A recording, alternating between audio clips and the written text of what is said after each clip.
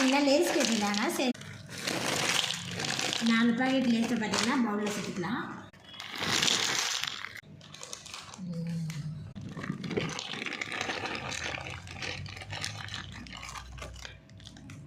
சின்ன சின்னதாக நம்ம உடச்சி போட்டுக்கலாம். பாருங்கள், இந்த மாதிரி கட் பண்ணிட்டேன். இதை கொஞ்சம் மிக்ஸ் பண்ணிக்கலாம்.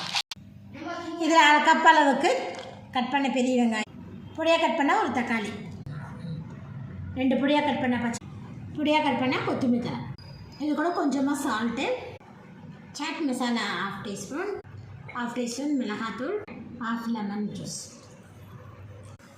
இப்போ இது எல்லாத்தையுமே நம்ம நல்லா மிக்ஸ் பண்ணிக்குவோம். இந்த அளவுக்கு பார்த்தீங்கன்னா நல்லா மிக்ஸ் பண்ண லேஸ்லேயே பார்த்தீங்கன்னா சாட் மசாலா ரெடி ஆகிடுச்சு பாருங்கள்.